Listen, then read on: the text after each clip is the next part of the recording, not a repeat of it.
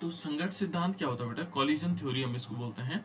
यहाँ पर क्या होगा कि यदि माना ये कहता है कि यदि अभिकारकों को उत्पाद में परिवर्तित होना होता है, जैसे माना हमारे पास कोई रिएक्टेंट है, यहाँ पर ये क्या है? रिएक्टेंट है, और इसको हमें किस में चेंज होना है? इसको होना है प्रोडक्ट, ठीक है ना। और रिएक्टेंट क्या होते हैं? क्योंकि हम क्या करवा रहे हैं? केमिकल रिएक्शंस करवा रहे हैं, रासायनिक अभिक्रिया करवा रहे हैं। तो यहाँ पर अभिकारक क्या होंगे? छोटे छोटे कण के रूप में होंगे, ऐसे जो रिएक्टेंट होंगे ऐसे होंगे आपस में, है ना, क्योंकि कण के रूप में रहते हैं। तो ये कहता है कि जब यदि अभिकारकों को उत्पाद में परिवर्तित होना है तो उनके अणु की आपस में टक्कर या संघट्ट होना आवश्यक है। वो क्या करेंगे? आपस में टकराएंगे। यदि इनको क्या होना है? रिएक्टेंट से प्रोडक्ट में बदलना है, ठीक है ना। मान लीजिए NaCl है, तो NaCl मान लीजिए एक Na पॉजिटिव है, एक Cl नेगेटिव है, तो इनका आपस में टकराना आवश्यक है, ठीक है ना। इनका टकराना आवश्यक है। तो पहला रूल इसका यह है कि अभिकारकों को यदि रिएक्टेंट को प्रोडक्ट में परिवर्तित होना है तो उनके अणु में क्या होना चाहिए? टक्कर होनी चाहिए, यानी संघट्ट होना चाहिए, आवश्यक है। पहला नियम यह है, और इसी के आधार पर किसने? यह है मैक्स स्ट्राउस और विलियम्स लुईस ने एक संघट्टवाद सिद्धांत का प्रतिपादन किया है, और इसी के आधार पर इन्होंने एक सिद्धांत दिया। और उस सिद्धांत के कुछ इस सिद्धांत के अनुसार क्या है कि ये माना गया है कि जो अभिकारक के अणु को ठोस गोलों के रूप में माना गया है, ठीक है ना। यानी कि जो अभिकारक के अणु हैं वो कैसे माने गए? ठोस, ऐसे ठोस हैं, लेकिन वो कैसे हैं? गोले के रूप में, ऐसे गोले हैं। ये पहला सिद्धांत ये कह रहा है कि जो मान लीजिए अभिकारक के अणु, आपको लिखना भी ऐसे ही है वहां कि मान लीजिए जो रिएक्टेंट होंगे वो कैसे होंगे? ठोस गोलों के समान होंगे, ऐसे गोले के रूप में होंगे। यदि आपको पूछा जाता है संघट्ट सिद्धांत क्या है, तो पहले आपको लिखना है कि अभिकारक के अणु को ठोस गोलों के रूप में माना गया है, यानी कि जो अभिकारक के अणु हैं वो ऐसे ठोस गोलों के रूप में, देखो ये ठोस गोलों के रूप में। बहुत सिंपल है। दूसरा कहता है कि देखो इन गोलों के परस्पर संघट्ट के कारण, संघट्ट का मतलब यहाँ पर क्या है? टक्कर से, है ना। जो उनकी टक्कर के कारण जो है अभिक्रिया होती है। यदि माना ये गोले ऐसे हैं कि ना पड़े हुए हैं लेकिन आपस में टकरा नहीं रहे हैं, तो इनमें क्या नहीं होगा? रासायनिक अभिक्रिया नहीं होगी। लेकिन यदि इनमें क्या हुआ? ये आपस में टकराने लग गए, तो इनसे क्या होगा? रासायनिक अभिक्रिया होगी, है ना, केमिकल रिएक्शंस होंगे, ठीक। देखो उसके बाद कहता है संघट्ट आवृत्ति, यानी कि कोलिजन फ्रीक्वेंसी अभिक्रिया के मिश्रण की प्रति इकाई आयतन के में प्रति सेकंड संघट्ट को संघटन आवृत्ति कहा जाता है। मान लीजिए एक कण है, देखो यहाँ से एक कण है, तो एक अणु ये है, ये आकर के इससे टकराया, टकराने से इसका मूवमेंट इधर की तरफ हो गया, ये थोड़ा उधर चले गया। जैसे आपने कैरम में देखा होगा, कैरम में हम क्या करते हैं? स्ट्राइकर से क्या करते हैं? अलग अलग गोलियों पे मारते हैं, ठीक है ना। तो ये जैसे टकराया है इससे, तो ये इधर की तरफ मूवमेंट हुआ, लेकिन ये इधर की तरफ मूवमेंट आने लगे, ये फिर ये आकर के दूसरा यहाँ पर था उससे टकरा गया। तो ये क्या कहता है कि अभी रासायनिक जो अभिक्रिया है, जो कोलिजन फ्रीक्वेंसी है, वो अभिक्रिया के मिश्रण प्रति इकाई आयतन में प्रति सेकंड संघट्ट को संघटन आवृत्ति कहा जाता है। एक सेकंड में जितनी बार ये टकराएगा, है ना, माना एक इकाई आयतन है और एक जो हमारे पास क्या है, ये जो कण है, उस एक इकाई आयतन में जितने कण हैं ये आपस में जो एक सेकंड में जितने लोग आपस में टकरा रहे होंगे वो क्या कहलाएगी? संघट्ट आवृत्ति कहलाएगी, ठीक है ना। यहाँ पर क्या होगा? ये कहता है कि अभिक्रिया वेग संघट्ट आवृत्ति के साथ साथ, जो अभिक्रिया का जो वेग होगा वो संघट्ट आवृत्ति के साथ साथ अभिक्रिया की सक्रियता ऊर्जा पर भी निर्भर करता है, उसकी जो एनर्जी ऑफ एक्टिवेशन है उस पर भी निर्भर करता है। तो ये कुछ पॉइंट्स हैं बेटा जो इनको आपको याद रखना है। उसके बाद कहता है देखो, जैसे मान लीजिए हमारे पास एक एग्जांपल भी दे रहा है कि मान लीजिए ए और बी है, माना एक ए है और ए बी से मिला और यहाँ प्रोडक्ट बन गया, प्रोडक्ट का मतलब उत्पाद बन गया, है ना। इसका वेग किस प्रकार से लिखा जा सकता है? तो यदि हमें इसका वेग लिखना हो तो कैसे लिखेंगे? इसका वेग या रेट जो हम कह सकते हैं वो कैसे होगा? वो लिखा जाता है इज इक्वल टू जेड लिखेंगे, और ये ए और बी जो है इस जेड के नीचे आ जाएंगे, और यहाँ पर क्या आएगा ई, और ई के बाद क्या होगा इसमें, ये ई आएगा, और ई के बाद क्या होगा बेटा इसमें, यहाँ पर आएगा ई ए अपॉन आर टी। ये आर्हीनेस का जो फॉर्मूला है, इस फॉर्मूले में देखा गया कि इस प्रकार से हम क्या निकाल सकते हैं, वेग निकाल सकते हैं इसका। ये क्या आएगा, वेग आ जाएगा, ये टी है बेटा यहाँ पर है, ये टी आ जाएगा। इस प्रकार से हम वेग निकाल सकते हैं। यहाँ पर जेड ए बी क्या है, ये है अभिकारक, रिएक्टेंट को हम ऐसे दिखा सकते हैं, ए और बी की टक्कर की आवृत्ति, ठीक है। और ए की पावर ई ए अपॉन आर टी उन अणुओं की संख्या का अंश है जिनकी ऊर्जा ई ए या उससे अधिक है। यदि इनकी ऊर्जा ई ए है या उससे अधिक है तो उसको हम क्या कहेंगे, ई ए अपॉन आर टी हो जाएगा, अणुओं की संख्या का अंश है, ठीक है। यहाँ पर ये कह रहा है बेटा देखो, ये कहता है कि उपरोक्त समीकरण की तुलना आर्हीनेस समीकरण से करने पर हम ये कह सकते हैं कि एक संगत आवृत्ति से संबंधित है और सामान्य अणु परमाणुओं में होने वाली अभिक्रिया का वेग उपयुक्त समीकरण द्वारा सफलतापूर्वक व्यक्त किया जा सकता है, ठीक है। तो इसी से हम क्या कर सकते हैं, उसका वेग निकाल सकते हैं। तो ये 3-4 पॉइंट थे।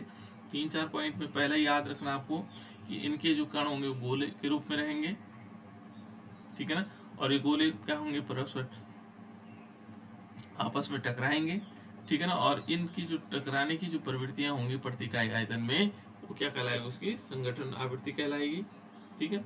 और एक कहता है कि अभिक्रिया जो वेग है वो संगठन आवृत्ति के साथ साथ सक्रियता ऊर्जा पर भी निर्भर करता है।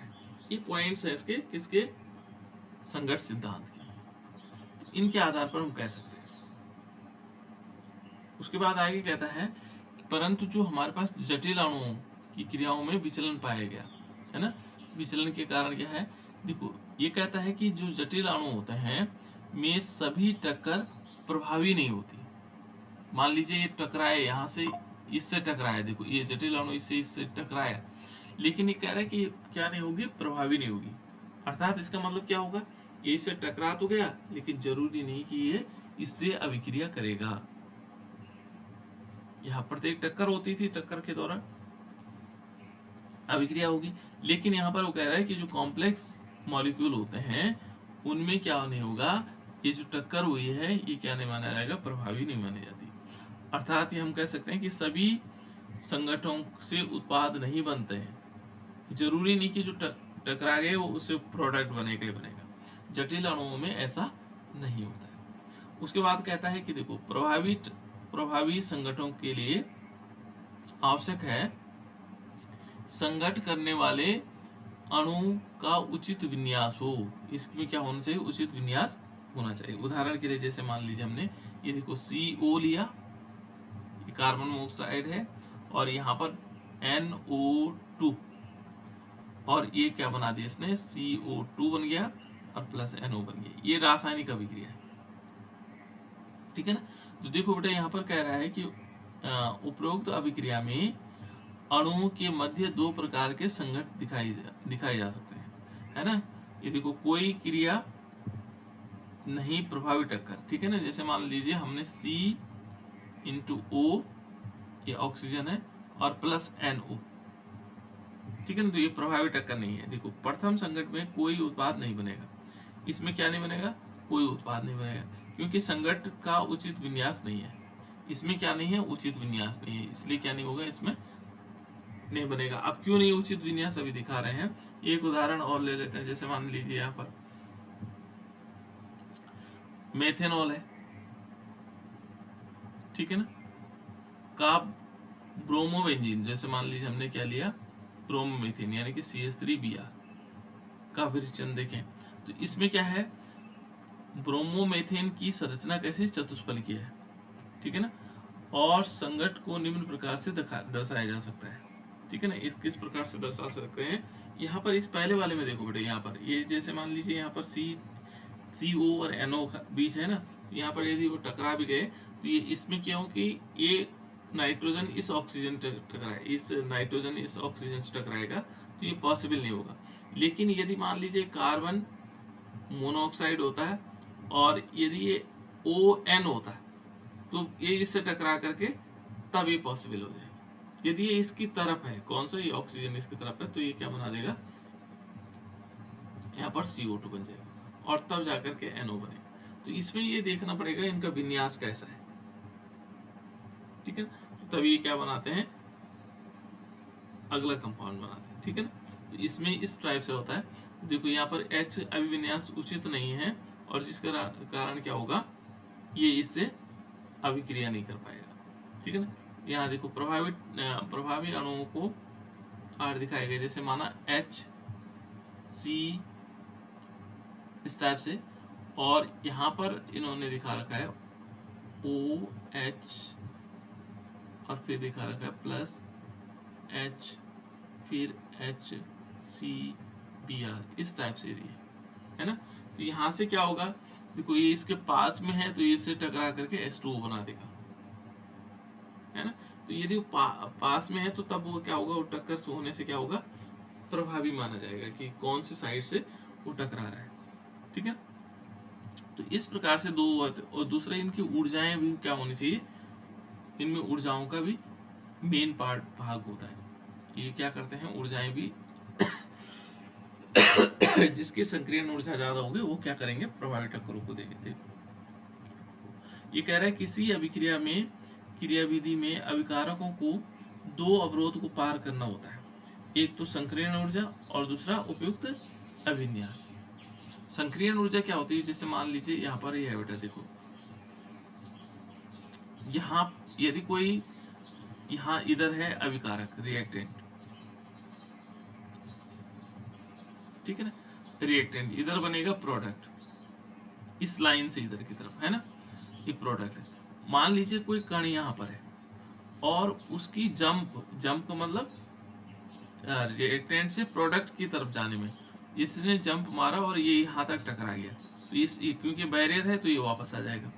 यदि इसकी एक्टिवेशन एनर्जी क्या होगी, यहाँ तक पहुंचा दे संक्रियण ऊर्जा, तो ये क्या होगा, इस बैरियर को पार करके प्रोडक्ट में कन्वर्ट हो जाएगा, ठीक है ना। एक तो क्या होगा इसमें संक्रियण ऊर्जा अधिक होगी तो तब होगा, ठीक है। दोनों ही प्रभावी टक्करों का मानक निर्धारित करते हुए अभिक्रिया को निर्धारित करते हैं।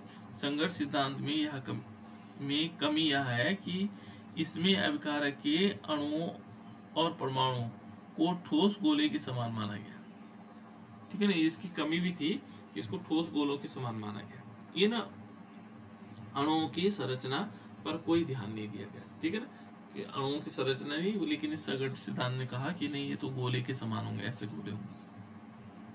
तो पहला तो ये बेटा कि इसमें संक्रियण ऊर्जा ज्यादा होनी चाहिए, एक्टिवेशन एनर्जी, इसको क्या बोलते हैं, एक्टिवेशन एनर्जी, और उपयुक्त विन्यास होगा। जैसे उपयुक्त विन्यास का मतलब यहाँ पर टेट्राहेड्रल है तो दूसरा भी टेट्राहेड्रल होना चाहिए, तभी जाकर प्रोडक्ट में कन्वर्ट होगा। फिर उनका विन्यास इस प्रकार से होना चाहिए कि जो टकराने वाले अणु हैं वो कहाँ किस साइड से टकरा रहे हैं, ठीक है ना। यदि उसका साइड सही है तो क्या होंगे, अगले वाले अणु बनेंगे, और यदि उनकी साइड प्रॉपर नहीं है तो तब वो अणु अगले अणु नहीं बना पाएंगे। तो ये था बेटा संघर्ष सिद्धांत, इतना ही है इसमें संघर्ष सिद्धांत में। यदि हम दूसरा देखें, दूसरा पार्ट क्या होगा इसका, संक्रियण ऊर्जा। इसी में हमने संक्रियण ऊर्जा को पढ़ा कि संक्रियण ऊर्जा क्या है, और इसको बोलते हैं बेटा एक्टिवेशन एनर्जी, ठीक है ना। और मान लीजिए यहाँ पर इसको ग्राफ से समझ लेते हैं कि एक कण है, यहाँ पर कोई बैरियर है, इसको ऐसे समझ लेते हैं, है ना, ये बैरियर है, ये हमारे पास इधर की तरफ रहता है रिएक्टेंट और इधर की तरफ रहता है प्रोडक्ट। जो इस बैरियर को पार कर लेगा वो प्रोडक्ट में कन्वर्ट होगा, ठीक है। तो ये कहता है देखो, वह न्यूनतम अतिरिक्त ऊर्जा, मान लीजिए यहाँ पर कोई हमारे पास क्या है, कण है, रिएक्टेंट में है, ये अभिकारक है, ठीक है ना, रिएक्टेंट है, और ये आपस में टकरा रहे हैं, लेकिन टकरा रहे हैं तो इस टकराने से जो इनकी एनर्जी हो रही है वो यहाँ तक हो रही है, यहाँ तक पहुंच पा रहा है, टकरा रहा है लेकिन यहाँ तक पहुंच पा रहा है, ये प्रोडक्ट में कन्वर्ट नहीं हो रहा। लेकिन वो कह रहा है कि न्यूनतम अतिरिक्त ऊर्जा, हमने इनको क्या की, थोड़ा सा ऊर्जा दे दी, ठीक है ना, क्या दिया इसको, एनर्जी दी, और वो एनर्जी क्या है, एक्टिवेशन एनर्जी, है ना। तो अभिकारक के अणु उत्पाद में बदलने के लिए आवश्यक हो, यानी कि हमने जो थोड़ा सा एनर्जी इसको दी, उस एनर्जी से क्या हुआ, ये अभिकारक यहाँ से जंप करके सीधे यहाँ प्रोडक्ट में कन्वर्ट हो गया। तो जो हमने ये एनर्जी जो दी, जो पहले थी इस कण की एनर्जी, उसको हमने थोड़ा एनर्जी दी, वह न्यूनतम ऊर्जा क्या है, जो अभिकारक के अणुओं को उत्पाद में परिवर्तित कर देते हैं, ठीक है ना, करने के लिए आवश्यक होता है, उसको हम बोलते हैं एक्टिवेशन एनर्जी। जो ये एनर्जी थी, ये हमने क्या थी, एक्टिवेशन एनर्जी, इसको क्या बोला जाता है, एक्टिवेशन एनर्जी। तो एक्टिवेशन एनर्जी जो हमारे पास संक्रियण ऊर्जा का महत्व क्या है, इसके इंपॉर्टेंस क्या है। देखो, किसी भी अभिक्रिया की संक्रियण ऊर्जा निम्न जानकारी प्राप्त की जा सकती है। जैसे देखो बेटा, इसमें ये कहता है कि अभिक्रिया की तुलनात्मक जानकारी प्राप्त होती है। कैसे तुलनात्मक जानकारी, ठीक है ना, यहाँ पर क्या होगा, हमें पता लग जाएगा पहले इसकी एनर्जी क्या थी, अब एनर्जी क्या है। तो एक तो तुलनात्मक जानकारी प्राप्त हो जाएगी। दूसरा कहता है बेटा, देखो, यदि किसी अभिक्रिया की संक्रियण ऊर्जा कम हो, ऊर्जा कम है, तो उसका वेग अधिक होगा। यदि उसकी ऊर्जा क्या है, कम है, तो उसका वेग क्या होगा, अधिक होगा। और यदि संक्रियण ऊर्जा अधिक है तो वेग कम हो जाएगा। ये दोनों एक दूसरे के प्रोपोर्शनल है। तो यहाँ पर जो अभिक्रिया है, रेट ऑफ रिएक्शन है, ठीक है ना, जो रेट ऑफ रिएक्शन है वो क्या है, वो हमेशा प्रोपोर्शनल है किसके, एक्टिवेशन एनर्जी के। यानी कि एक्टिवेशन जो एनर्जी है, ध्यान रखना, एक्टिवेशन एनर्जी यदि बढ़ गई तो रेट ऑफ रिएक्शन घटेगा। ये तो कह रहा है, देखो, यदि किसी अभिक्रिया की संक्रियण ऊर्जा कम है, यानी कि जो एक्टिवेशन एनर्जी कम है, तो ये बढ़ेगा, तो उसका वेग क्या होगा, बढ़ेगा। और यदि एक्टिवेशन एनर्जी अधिक है, मान लीजिए ये ज्यादा है, तो उसका वेग कम हो जाएगा, ठीक है ना। इस अभिक्रिया के लिए अभिक्रिया ऊष्माक्षेपी या ऊष्मा शोषी का पता भी संक्रियण ऊर्जा से लगाया जा सकता है कि ये रिएक्शन कैसी है, एक्सोथर्मिक से या इंडोथर्मिक से। ये किससे पता लगेगा, एक्टिवेशन एनर्जी से, ठीक है ना, इसका पता भी हम एक्टिवेशन एनर्जी। तो एक्टिवेशन एनर्जी देखो, संक्रियण जटिल या संक्रमण अवस्था, है ना, एक्टिवेशन कॉम्प्लेक्स और ट्रांजिशन स्टेट, दो चीजें इसमें, है ना। संक्रियण ऊर्जा के लिए दो प्रकार की चीजें, जो संक्रियण ऊर्जा होगी, संक्रियण ऊर्जा, संक्रियण जटिल या संक्रमण अवस्था, दो चीजें होती हैं यहाँ पर। तो ये कहता है, देखो बेटा, एक रासायनिक अभिक्रिया में अणुओं के पुराने बंध टूटते हैं तथा नए बंध बनते हैं। जैसे मान लीजिए हमने NaCl ये लिया और यहाँ पर HOH लिया, H2O लिया, है ना। तो यहाँ पर क्या हुआ, ये जो पुराना बंध था NaCl और HOH के बीच, ये पुराने बंध टूटे। मान लीजिए Na पॉजिटिव हुआ और Cl नेगेटिव। देखो, इनमें क्या होगा, रासायनिक अभिक्रिया में क्या होते हैं, अणुओं के पुराने बंध टूटते हैं। पुराने बंध था, ये टूट गया, है ना। और ये देखो, H पॉजिटिव हुआ, OH नेगेटिव हुआ। अब नए बंध बनते हैं। नए बंध बनने का मतलब, देखो, यहाँ से क्या हुआ, इसने H ने इसके साथ मॉलिक्यूल के साथ ये नया बंध बन गया, HCl बना दिया। और इसने क्या किया, Na प्लस OH मिला तो NaOH बन गया, ठीक है ना। तो क्या होते हैं, पुराने जो बॉन्ड होंगे वो टूटेंगे और नए बंध बनते हैं। बंध के टूटने में ऊर्जा अवशोषित होती है। जैसे टूटेगा ना यहाँ पर, तो टूटने में क्या होगा, एनर्जी का अवशोषण होता है। जबकि नए बंध में बनने में क्या होगा, ऊर्जा स्थानांतरित होगी, है ना, निकलेगी, बाहर निकलेगी। यहाँ ये ध्यान रखना है कि जैसे बॉन्ड टूटेगा तो उससे क्या होगा, ऊर्जा अवशोषित होगी। इस बॉन्ड को तोड़ने के लिए एनर्जी देनी पड़ेगी। और जैसे नए बंध बनते हैं तो उसमें ऊर्जा क्या होगी, उत्सर्जन होगी। तो जैसे हमने पहले बता चुके हैं कि रासायनिक अभिक्रिया संपन्न होने में ऊर्जा अवरोध को पार करने के लिए अभिकारकों के पास पर्याप्त संकीर्ण ऊर्जा का होना आवश्यक है। मैंने कहा था वो अवरोध है, इसको पार करने के लिए उनके पास क्या होना चाहिए, पर्याप्त ऊर्जा होनी चाहिए, एक्टिवेशन एनर्जी होनी चाहिए, ठीक है ना, ये कंडीशन थी। तो ये था संकीर्ण ऊर्जा, छोटे छोटे पार्ट्स हैं इसके, ज्यादा बड़े नहीं है। तीसरा एविडेंस में जो लास्ट पोर्शन है इसका वो है आर्यनियस। आर्यनियस ने जो सिद्धांत दिया था, इसने क्या कहा, जो आर्यनियस का सिद्धांत था, ये कहता है कि सभी अणु अभिक्रिया में भाग नहीं लेते। पहला पॉइंट इनका है कि जितने भी हमारे पास मॉलिक्यूल्स हैं वो रिएक्शन में पार्टिसिपेट नहीं करते। माना बहुत सारे अणु हैं तो उन अणुओं में से सारे के सारे क्या नहीं करते, पार्टिसिपेट नहीं करते। किसमें पार्टिसिपेट नहीं करते बेटा, ये पार्टिसिपेट नहीं करते हैं, किसमें नहीं करेंगे, रिएक्शन में। तो ये कहता है देखो, किसी भी रासायनिक अभिक्रिया में सभी अभिकारक जो रिएक्टेंट हैं अणु भाग नहीं लेते हैं। जो रिएक्शन हो रही होंगी, मान लीजिए हमने देखा कि यहाँ पर NaCl लिया, सोडियम क्लोराइड लिया, इसको हम साधारण नमक कहते हैं, और इसके 10 अणु हैं। 10 अणु का मतलब NaCl में चलो माना 3 ही 4 अणु लेते हैं, मान लीजिए सब के सब हमने अणु लिए इस टाइप से, ठीक है ना।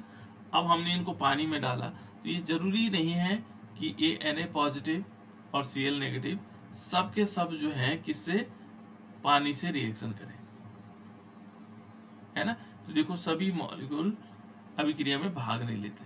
पहला नियम तो इसका यही है, आर्यनियस सिद्धांत, ठीक है ना। और वो कहता है किसी भी रासायनिक अभिक्रिया में सभी जो रिएक्टेंट है अणु भाग नहीं लेते हैं। जो अणु क्या करते हैं, भाग लेते हैं, उन्हें सक्रिय अणु कहा जाता है, एक्टिव मॉलिक्यूल्स। जो क्या करेगा, रिएक्शन में पार्टिसिपेट करेगा, उसको बोलेंगे एक्टिव मॉलिक्यूल्स या सक्रिय अणु। और जो भाग नहीं लेगा उसको हम क्या बोलेंगे, निष्क्रिय अणु, उसको क्या कहा जाएगा, नॉन एक्टिव, इनएक्टिव भी कह सकते हैं, इनएक्टिव मॉलिक्यूल, है ना। और ये क्या हो जाएगा, एक्टिव मॉलिक्यूल। तो एक्टिव मॉलिक्यूल हो जाएंगे और ये हो जाएंगे इनएक्टिव मॉलिक्यूल। तो पहला नियम क्या था कि सभी अणु क्या नहीं लेते हैं, भाग नहीं लेते हैं, और उनमें जो अणु मॉलिक्यूल्स भाग लेंगे वो कहलाएगा एक्टिव मॉलिक्यूल्स, और जो नहीं लेंगे वो इनएक्टिव मॉलिक्यूल। तो यहाँ पर ये ध्यान रखना है कि आर्यनियस ने क्या सिद्धांत दिया, उसने कहा कि भाई जितने भी अणु मॉलिक्यूल्स हैं इसमें, वो जरूर नहीं कि सबके सब क्या करेंगे, पार्टिसिपेट करेंगे। दूसरा देखो इसमें सक्रिय अणु की ऊर्जा, मान लीजिए हमने कहा जो टकराए और उन्होंने क्या किया, मॉलिक्यूल रिएक्शन में भाग ले लिया, तो उनकी ऊर्जा के बारे में बात कर रहा है।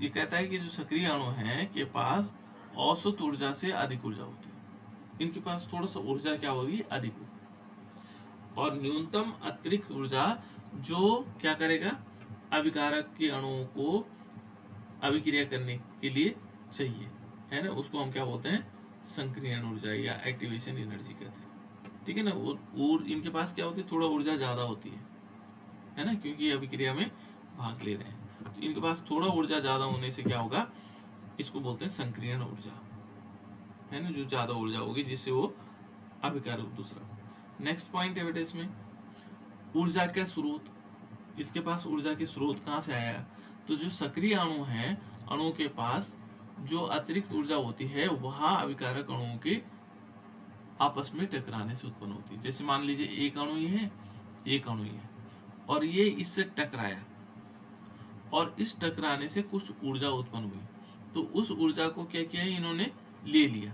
तो यदि इन्होंने ले लिया तो कहाँ चले जाएगा, प्रोडक्ट बन जाएगा। यदि इनके टकराने से ऊर्जा नहीं निकली और इन्होंने ऊर्जा नहीं ले पाया, तो अणु प्रोडक्ट में नहीं बदलेगा, ठीक है ना। वह अभिकारक अणु के अणुओं को आपस में टकराने से उत्पन्न होती है, ठीक है ना। नेक्स्ट पॉइंट है इसमें देखो, साम्य अवस्था, अभिकारक के सामान्य निष्क्रिय और सक्रिय अणुओं के बीच क्या होगा, साम्य अवस्था होती है। ऐसा नहीं कि सारे के सारे निष्क्रिय हो गए, सारे के सारे क्या होंगे, एक्टिव हो गए, यानी कि एक्टिव अणु हो गए, ऐसा जरूर नहीं है। उनके बीच क्या होगा, साम्य अवस्था होगी, ठीक है ना। क्या होगा, उनके बीच साम्य अवस्था होगी। तो ये कुछ पॉइंट्स है बेटा इसके, और ये है देखो लास्ट है संक्रियत संकट, है ना। यहाँ पर क्या होगा कि जब सक्रिय अणु टकराते हैं, ये ध्यान रखना, ये आता है इसमें, ये वाला, इसको चाहे आप लोग नोट कर लेना। एक क्वेश्चन इन तीनों पार्ट से बनता है, ठीक है ना। आप लोग देखोगे तो संकट सिद्धांत बहुत ज्यादा पूछा जाता है, ठीक है ना। तो यहाँ पर देखो बेटा, इसमें कहता है संक्रिय संकट क्या है कि जब सक्रिय अणु क्या है टकराते हैं तो वे क्या करते हैं, एक संक्रिय संकट बना देते हैं, यानी कि एक्टिवेटेड कॉम्प्लेक्स बनाते हैं। जैसे टकराए उनसे क्या बना, एक एक्टिवेटेड कॉम्प्लेक्स बना, और जिसकी जो पोटेंशियल एनर्जी होती है सबसे अधिक होती है। जैसे टकराए और उन्होंने क्या बनाया, एक्टिवेटेड कॉम्प्लेक्स बनाया, इसकी ऊर्जा क्या होगी, सबसे ज्यादा होती है। और ये क्या माना जाता है बेटा, ये अस्थायी होता है, कुछ टाइम के लिए होता है। उस जो हमारे पास क्या बना, एक्टिवेटेड कॉम्प्लेक्स बना, वो क्या बना, कुछ समय के लिए बना, और वो कहता है कि और जल्दी टूट कर उत्पाद बना देता है। जैसे जल्दी टूटेगा फिर क्या बना देगा, प्रोडक्ट बना देगा। इसलिए अभिक्रिया की गति सक्रिय अणुओं की संख्या पर निर्भर करती है। जितने ज्यादा सक्रिय अणु होंगे उतनी तीव्र गति से अभिक्रिया होगी, ये ध्यान रखना, ठीक है ना। यहाँ पर ये सिद्धांत था। उसके बाद है तापमान का प्रभाव। तापमान, जैसे हम क्या करते हैं, तापमान बढ़ाने से क्या होता है, तापमान बढ़ाने पर सक्रिय ऊर्जा अणुओं की संख्या बढ़ा देता है और अभिक्रिया की गति क्या हो जाती, बढ़ जाती। जैसे मान लीजिए हमने कहा ये है ना, ऐसे, और हमने ताप दिया तो ताप में क्या होता है, ये अणु इधर उधर भागने लग जाते हैं, और उससे क्या होता है, नंबर ऑफ टक्कर्स की संख्या बढ़ जाती है।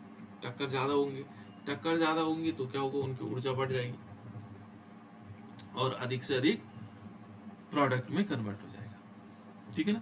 और इनके लिए फॉर्मूला है बेटा, देखो K इज इक्वल टू, यहाँ पर देखेंगे K इज इक्वल टू, यहाँ पर आएगा, ये RNS का है, ध्यान रखना, EAE, वहां पर हमने Z भी लिखा था पहले वाले में, ठीक है ना, और AE और माइनस क्या कर सकते हैं, EA अपॉन RT, ये हमारे पास क्या होगा, ये RNS कौन फॉर्मूले का इस प्रकार से, ठीक है ना।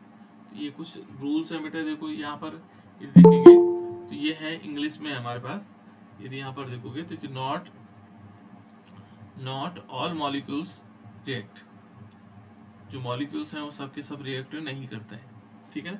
In a chemical reactions not all molecules of the reactant participate, सबके सब मॉलिक्यूल पार्टिसिपेट नहीं कर सकते हैं रिएक्शन में। The molecules that do participate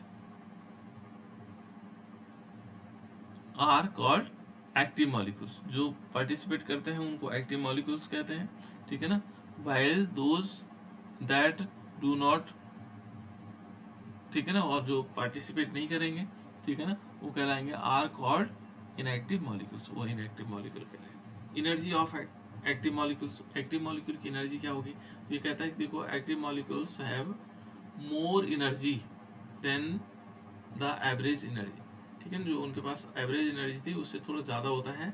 the minimum extra energy that reactant molecules need to react is called activation energy, उसको हम क्या बोलेंगे, जो मिनिमम एनर्जी होती है जो रिएक्शन के लिए उसको पॉसिबल होगा, उसको हम बोलते हैं एक्टिवेशन एनर्जी, ठीक है ना। उसका सोर्स क्या होगा बेटा, देखो source of energy of form active molecules, देखो extra energy in active molecules come from the collision between the molecules, उनके बीच जो मॉलिक्यूल्स है उनके बीच जो कोलिजन हुआ, कोलिजन का मतलब टकराए हुआ आपस में, है ना, तो उससे क्या हुआ, एक्स्ट्रा एनर्जी मिली, कहाँ से मिली हमें, वो जो उनके टकराने से, है ना। तो ये कहता है कि रिएक्टेंट के आपस में टकराने से थोड़ा एक्स्ट्रा एनर्जी हमें मिलती है। उसके बाद है इक्विलिब्रियम बिटवीन मॉलिक्यूल्स, जो मॉलिक्यूल है उनके बीच में इक्विलिब्रियम क्या होगा, there is a balance between the normal inactive molecules and the active molecules of the reactant, ठीक है ना। जो इनएक्टिव मॉलिक्यूल्स हैं और एक्टिव मॉलिक्यूल के बीच में क्या होगा, इक्विलिब्रियम होता है, बराबर होते हैं। उसके बाद लास्ट है इसमें, सेकंड लास्ट है एक्टिवेटेड कॉम्प्लेक्स। जैसे मैंने कहा कि एक मॉलिक्यूल बन जाता है वो एक्टिवेटेड कॉम्प्लेक्स बन जाता है, ठीक है ना। और एक्टिवेटेड कॉम्प्लेक्स क्या करता है, which has highest potential energy, इसके पास क्या होता है, हाईएस्ट पोटेंशियल एनर्जी होती है। और कहता है कि this complex is temporarily and quickly break down from the product, और ये थोड़ी टेम्परली होता है और कुछ समय बाद ये टूट करके क्या बना देता है, प्रोडक्ट में कन्वर्ट हो जाता है ना। The speed of the reactions depend upon the number of active molecules, ये कह रहा है कि जिसके पास जितने एक्टिव मॉलिक्यूल्स होंगे उतना क्या होगा, ये रिएक्शन तीव्र, उसकी स्पीड तेज होगी, ठीक है ना। और इफेक्ट ऑफ टेम्परेचर क्या होगा, टेम्परेचर के जब हम बढ़ाएंगे तो क्या होगा, नंबर ऑफ एक्टिव मॉलिक्यूल्स क्या होंगे, बढ़ जाएंगे, नंबर ऑफ एक्टिव मॉलिक्यूल क्या हो जाएंगे, बढ़ जाएंगे, उनकी टक्कर बढ़ेगी ना, जितने टकराएंगे। और विच, ये कहता है which in turn increase the speed of reactions, उससे क्या होगा, स्पीड ऑफ रिएक्शन इंक्रीज हो जाएगी, ठीक है। इसको बेटा जो इंग्लिश में लिखना चाह रहे हैं वो इसको स्क्रीनशॉट खींच सकते हैं, एक मिनट है, जो इंग्लिश में पढ़ना चाह रहे हैं उनके लिए स्क्रीनशॉट खींच करके इस हिसाब से पढ़ सकते हैं इसको, ठीक है ना। बाकी जो टॉपिक रह गए थे उनको हम बाद में